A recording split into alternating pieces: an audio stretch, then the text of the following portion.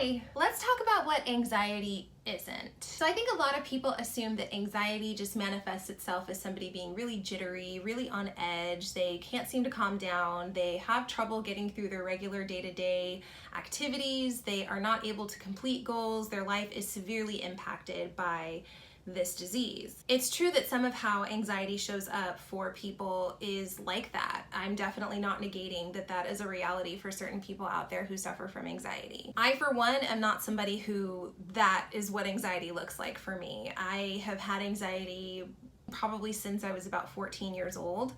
And in that time span, I've gone to high school, finished high school, gone to college, finished college 3 times.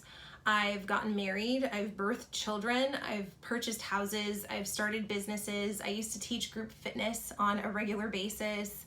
These are all things that on paper, based on these definitions that most people have of anxiety and what anxious people look like, it'd be like, wow, how were you able to do that? And I'm definitely not the only one. There are plenty of people who have lots of credits to their name who have been carrying anxiety on their shoulders, in their heart, in the pit of their stomach, on their head, wherever it is that it shows up. You can't ever just assume that someone is just okay just because they are accomplishing things or you see them out there crushing goals. From the outside, it always looks so much different than what it's like on the inside. What you see on the outside, that's just a portrayal. And I've had a really hard time with getting people to understand that mental health and the anguish of anxiety is something that I sometimes crumble under. Sometimes it gets the best of me and I'm not able to be the best self that I want to be. Unless you really talk to people and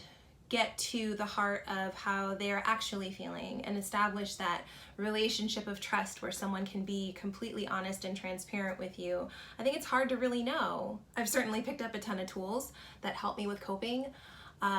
But that doesn't necessarily mean that anxiety is gone and I never will have a depressing day, or that sadness or anxious thoughts or anxious feelings don't ever hit me or impact me. So my tip, make sure that you don't assume that just because somebody looks okay, they are okay. Check in with people, especially the people that you love, where you can allow them to have the space to be exactly who they are. Give them space to not be okay. That was something that was really special for me, was when I finally started being allowed the room to not be okay, then I was able to unpack a lot of what I was carrying around with me, and then that helped me to start getting to the path of healing. And if you are someone who is not okay, find someone who you can talk to about that, because you don't have to go through that alone.